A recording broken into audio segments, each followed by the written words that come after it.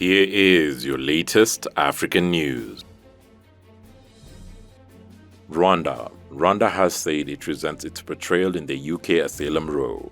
Rwanda has been caught in the eye of a British political storm, and its officials are not happy with how the country is being portrayed. The country was preparing to welcome the asylum seekers on 14th June until a dramatic 11th hour ruling by the European Court of Human Rights. Government officials in Rwanda are now accusing campaigners of prejudice, saying the country's record of human rights breaches is a thing of the past, and the country has greatly progressed in its human rights records. Britain's first flight to take asylum seekers to Rwanda did not take off as planned after the European Court of Human Rights issued last-minute injunctions to stop the deportations. More than 30 migrants were originally ordered to be sent to Rwanda after two British courts on 13th June refused to block the deportation flights. The courts rejected last-ditch appeals filed by immigration rights advocates and labor unions. According to British media, 23 asylum seekers have since had their deportation put on hold due to individual appeals that left just a handful of migrants set to be deported until the ECHR stepped in. London and Kigali signed an agreement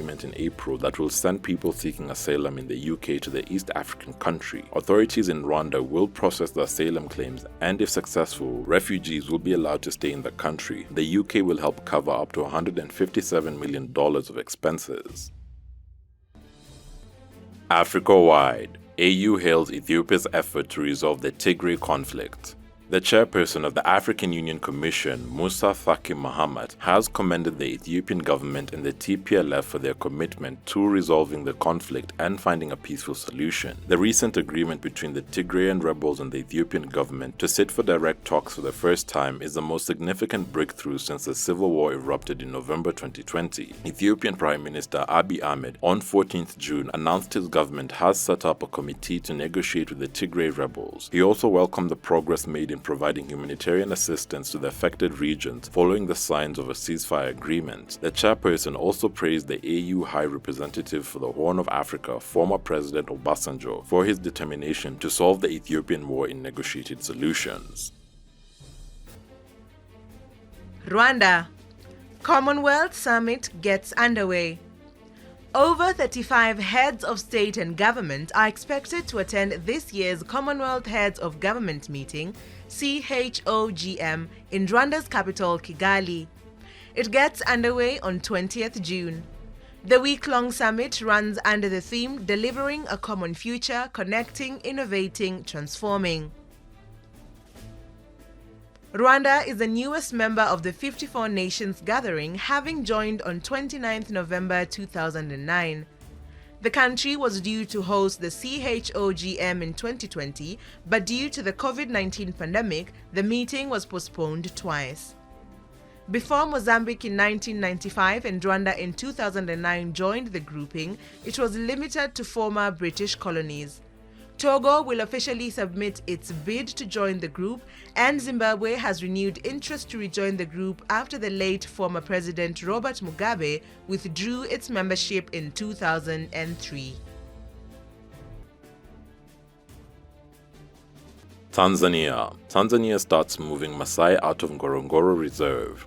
Tanzania has begun relocating Maasai pastoralists from the famed Ngorongoro Conservation Area in a move that right campaigners described as unlawful evictions. The indigenous community has lived in the reserve, a UNESCO World Heritage Site in northern Tanzania, for over a century, but they now face the threat of eviction as the authorities contended that their growing population is encroaching on wildlife habitat. Officials insist the relocation is voluntary. Arusha's Regional Commissioner John Mongela said around 296 families had registered for the move to Handeni in Tanga, a district 600 kilometers south of Ngorongoro. The government has earmarked 162,000 hectares or 400,000 acres of land for relocated Maasai households, he said. But the community remains sharply divided over the issue, with many reluctant to leave the only home they have ever known. The relocation has sparked concern, with a team of Tanzanian rights experts warning that it could jeopardize the Maasai physical and cultural survival. The Maasai say the authorities are attempting to force them off their land in order to organize safaris and private hunting expeditions for tourists. The government has rejected these accusations, but the issue has led to clashes between the pastoralist and police. Africa-wide. Africa wins WTO vaccine waiver. Developing countries have won a 5-year waiver of patents on vaccines against COVID-19. The decision follows intense negotiations at the World Trade Organization (WTO). On June 17th, the 164-member body announced the decision. The agreement is intended to allow local factories to produce vaccines or the ingredients necessary to make them without the consent of the patent holders. Vaccines can then be exported to other developing countries. Since the start of the pandemic, South Africa and India have repeatedly denounced inequalities in access to vaccine doses in what has been called a vaccine apartheid. According to the WHO, 60% of the world's population has received 2 doses, but the situation is still inequitable, with only 17% of the population vaccinated in Libya, 8% in Nigeria, and less than 5% in Cameroon. East Africa. Democratic Republic of Congo set to scrap deals with Rwanda amid tension. As the Rwanda-DRC crisis continues to deepen, the Congolese president headed a Supreme Defense Council to review the response to what the Democratic Republic of Congo calls a Rwandan invasion. After the meeting, the government said it considered suspending all bilateral agreements with its neighbors, accusing him of backing the M23 rebels. The new development of the crisis comes after several demonstrations against Rwanda took place in different Congolese cities. On 14th June, the border town of Bunagana was seized by rebels, forcing thousands of residents to flee. Rwanda and Uganda have denied for years that they supported the M23 group. Rwanda's government, meanwhile, has blamed Congolese forces for injuring several civilians in cross-border shelling. The M23 rose to prominence about a decade ago when its fighters seized Goma, the largest city in Democratic Republic of Congo's east, which sits along the border with Rwanda. The rebels were pushed out of Goma, and after a peace deal, many M23 fighters were integrated into Democratic Republic of Congo's national military. But earlier this year, the rebels made a comeback, launching an offensive against Democratic Republic of Congo's military after saying the government had failed to live up to its decades-long promises. Kenya's president called for the newly founded East African Regional Force to be activated for the Eastern Democratic Republic of Congo. DRC. The remains of the father of Congolese independence returns home. More than 60 years after his death, the remains of assassinated Congolese Prime Minister Patrice Emery Lumumba are being handed over to his family. Lumumba, along with 2 fellow fighters who were murdered on the 17th of January 1961 in Katanga, only one tooth was found in Belgium years later. It is this relic that the Belgian justice system handed over to Lumumba's family in a 2-part ceremony at the Egmont Palace on June 20th in Brussels. On 21st June, the Congolese delegation will return to the DRC, where the relic will be taken to all parts relevant in the life of the man who still embodies Congolese independence. Guinea-Bissau. ECOWAS Stabilization Force deployed in Guinea-Bissau. A bloc of West African nations has begun deploying a stabilization force to Guinea-Bissau after the country was thrown into a turmoil when its president escaped a coup attempt in February. The Guinea-Bissau Stabilization Support Mission comprises some 600 troops from Nigeria, Senegal, Ivory Coast, and Ghana, according to the Economic Community of West African States bloc. President Umaro Sissoko Embalo escaped a February 1st coup attempt that left 11 people dead. ECOWAS decided the same week to send a stabilization force. The bloc had already deployed a force for stability and security in Guinea-Bissau after the April 2012 coup that overthrew Prime Minister Carlos Gomes Jr., who was the favorite to win the presidential election. The force of more than 1,000 soldiers and police officers left the country in September 2020 at the end of its mandate. Having ensured the country's stability for 8 years, Guinea-Bissau, a small nation of around 2 million people bordering Senegal and Guinea, is prone to coups. It has experienced 4 of them since independence from Portugal in 1974 and the last in 2012. Since 2014, while committed to a return to constitutional order, there has still been unrest but with reduced violence. Tensions persisted after Embalo was elected president in December 2019. In mid-May, Guinea-Bissau's president dissolved parliament, which he accused of having become a space of political guerrilla warfare and conspiracy. He has set December 18th as the date for legislative elections. Guinea.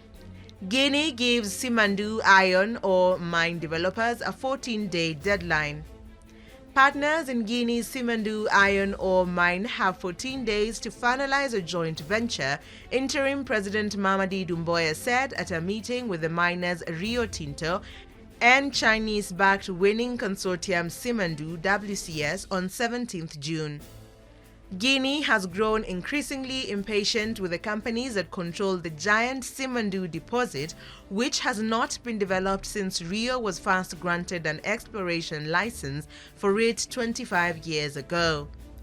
The ruling military government signed an agreement with Rio and WCS in March, under which the firms would collaborate on a 670-kilometer railway and a port to get Simandou's high-grade ore to market. Doumbouya said there had been insufficient progress since then. The Guinean authorities have previously warned that the companies risked losing their mining licenses if they failed to meet a tight construction timeline for the Simandou project. Only 4 out of 55 African heads of state attend Ukraine's President African Union speech despite invites.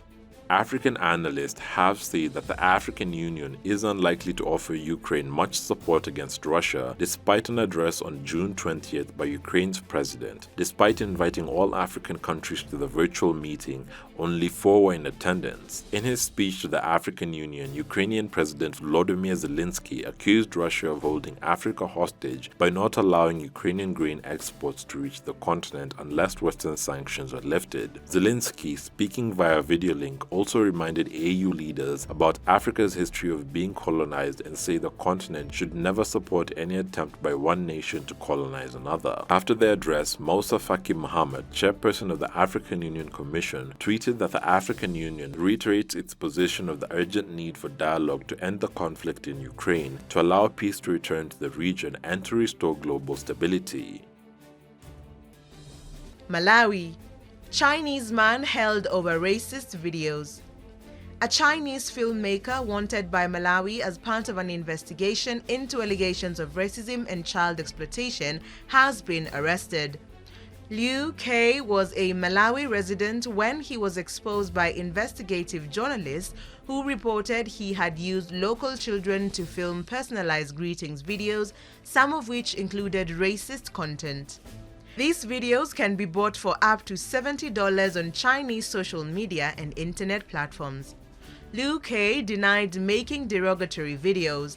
Department of Immigration and Citizenship Services spokesperson Pascal Zulu confirmed that Liu K was arrested in neighboring Zambia in the eastern town of Chipata.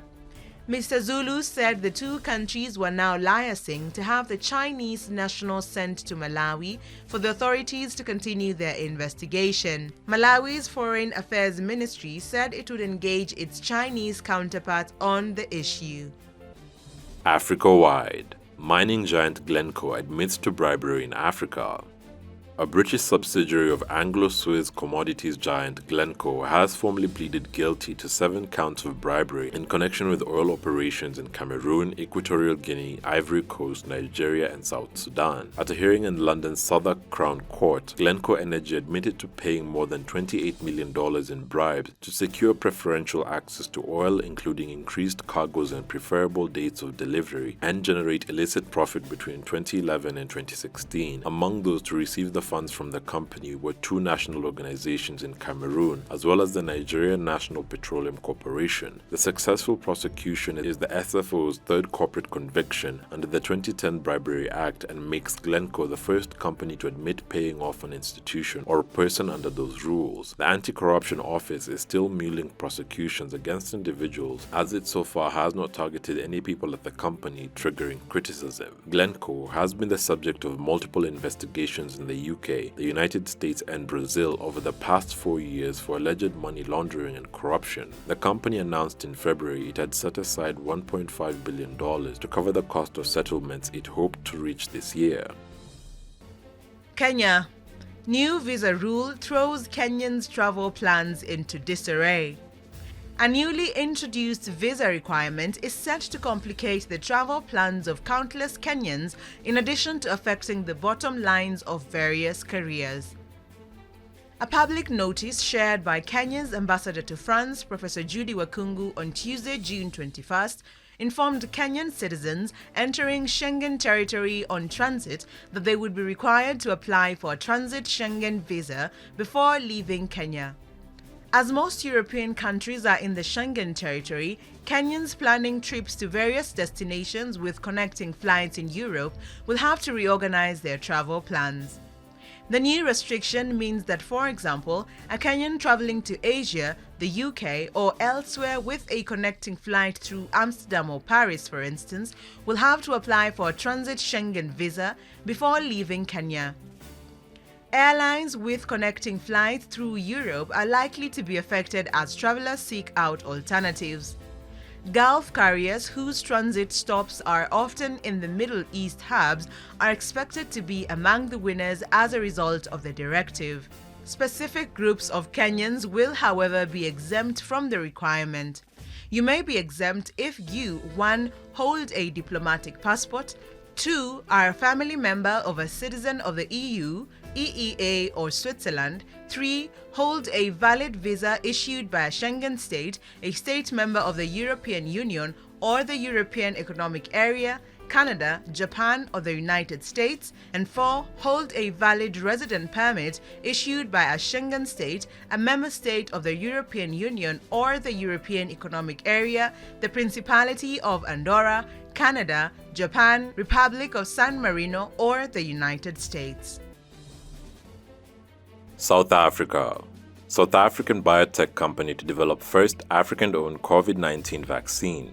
A year after the creation of the mRNA vaccine technology transfer hub, a South African biotech company is developing an African COVID-19 vaccine. South Africa's Afrigen Biologics will develop the first African-owned COVID-19 shot as part of a broader effort to reduce the continent's reliance on other regions for vaccines. Most African countries get their vaccine supplies from UNICEF through the vaccine alliance Gavi. Africa, which imports about 99% of the shots it needs, was left far behind wealthier nations in securing shots during the pandemic, with manufacturing concentrated in just a handful of countries. Afrigen Biologics said it will seek to develop vaccines that are cheaper to produce and easier to store and distribute in rural and remote locations where few people have been vaccinated. Several of the existing mRNA vaccines must be contained in super cold storage to retain their efficiency, which poses problems for some countries trying to get the vaccine to rural areas where electricity supply is not guaranteed. The group is developing an mRNA vaccine that can be stored in regular refrigerators, so it is easier to store and distribute to rural populations without needing special equipment.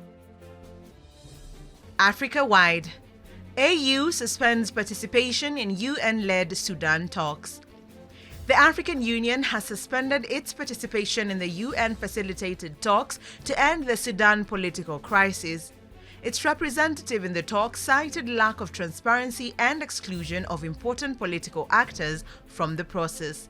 Mohamed Belaish, the AU representative in Khartoum, was quoted by the state-run Sudan news agency as saying that the African Union cannot participate in a process that is not based on transparency, honesty, and non-exclusion. He said the AU would not participate in a process that does not respect all the actors and treat them with full respect and on equal footing. The AU and the Regional Bloc Intergovernmental Authority on Development (IGAD) had previously backed the UN-led intra-Sudanese dialogue process, which began on 8th June. The dialogue was, however, postponed indefinitely a few days later after the former ruling Forces of Freedom and Change (FFC) coalition refused to join its sessions. The FFC is demanding the military to leave power and return power to a civilian transitional government. East Africa. The Tanzanian government accuses Kenyan Maasai of helping opponents of the nature reserve. Tanzania has said it will clamp down on illegal immigrants in the northern town of Loliondo, suspecting that Kenyan Maasais were crossing the border to help the local communities as opposed to the creation of a nature reserve. The Maasai herders of Loliondo are opposed to the Tanzanian authorities, who they accuse of wanting to expel them from part of their historic habitat area to make it a safari and private hunting area. The government denies this and simply says it wants to protect 1,500 square kilometers of the 4,000 square kilometers of this area area between the border of Kenya, the Serengeti Park, and the Ngorongoro Nature Reserve from human activity. The installation of beacons demarcating the 1,500 square kilometer led to clashes on 10th June, resulting in the death of a police officer. The Maasai community straddles Kenya and Tanzania, and the government suspects Kenyans of coming to help opponents of the government project. Local activists and human rights NGOs have denounced the government's operation in Loliondo, calling it an illegal forced eviction. The opponents have taken the case to the East African Court of Justice, which announced that its ruling, expected on June 22nd, will be postponed to a later date due to unavoidable circumstances, without giving further details. Diaspora. Congolese diaspora marches in Brussels to pay homage to Lumumba. Large crowds marched in Brussels, Belgium, from the Congolese embassy to the Lumumba Square to pay tribute to Patrice Lumumba, the Congolese anti-colonial fighter. On June 20th, Belgium handed to the Lumumba family what is believed to be the last remains of the slain Congolese leader. In the embassy of the Democratic Republic of Congo located in Belgium, many from the diaspora came to sign the condolence book and pay homage to Patrice Lumumba. Lumumba was executed in 1961, aged just 35, with anti-colonial companions Maurice Mpolo and Joseph Okito. His body was cut into pieces and dissolved in acid, but a Belgian police officer kept 2 of his teeth as a trophy of his execution. 2 years ago, the Federal Prosecutor's Office said there is no absolute certainty that the tooth being returned is Lumumba's since no DNA test could be conducted. The tooth was seized by Belgian authorities in 2016 from the daughter of the policeman Gerard Soete after Lumumba's family filed a complaint. The casket containing what is believed to be Lumumba's tooth is set to be flown back to the DRC, where it will be officially laid to rest at a memorial site. The country is set to hold 3 days of national mourning from 27th to 30th June, a day marking the 62nd anniversary of independence. Nigeria. Nigerian Senate to probe Shell over alleged illegal oil lease renewals.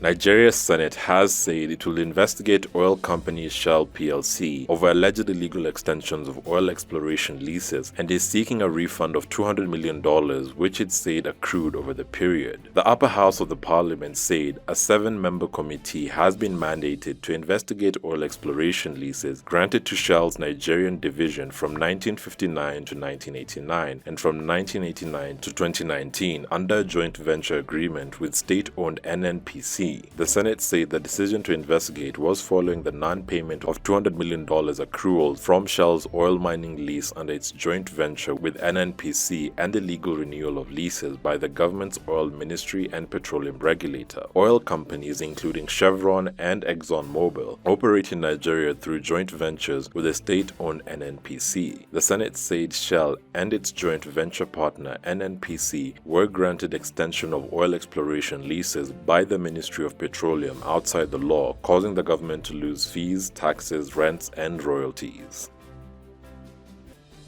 East Africa. Residents of Eastern Congo reject the EAC force.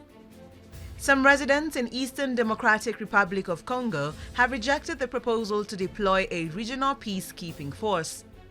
On 20th June, in the Kenyan capital Nairobi, East African Community EAC leaders endorsed the deployment of a regional force to help stabilize Eastern DRC, a move that had also earlier been discussed by military chiefs in the regional bloc.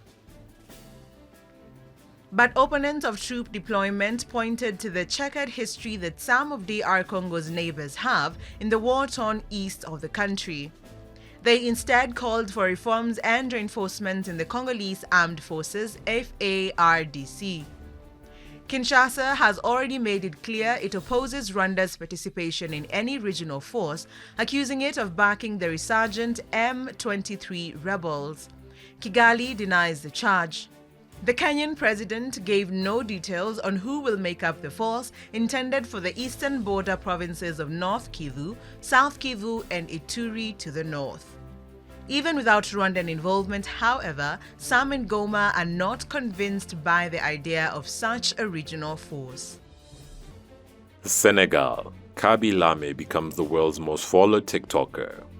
TikTok has a new reigning champion. Kaby Lame, a 22-year-old Senegalese-born creator, became the most followed person on TikTok last night, surpassing American TikTok star Charli D'Amelio, who formerly had the distinction. Lame now has more than 142.7 million followers compared to D'Amelio's 142.3 million. Lame, who's based in Italy, initially rose to fame through his use of TikTok's duet and stitch features, reacting wordlessly to complicated and absurd life hacks. He now primarily posts silent comedy skits, racking up millions of views and likes. His following began exploding last year, and in recent weeks, fans have launched efforts to push him to the top. Lame's ascent and unsitting of D'Amelio is significant. Lame becoming the most popular personality on TikTok is notably given past issues raised by users on the platform around how creators of color and specifically black creators are treated. In 2020, in response to accusations that the TikTok algorithm suppressed black creators' content, the company pledged to take steps including creating a diversity council and donating money to non-profits that help the black community. Last year, citing a lack of credit for choreographing viral dances to hit songs, some black creators took part in an informal strike, refusing to create dances that otherwise might disproportionately benefit white creators. Thanks for watching. Please subscribe, follow, share and like our video. It's the best way of supporting us. And remember, Africa is watching.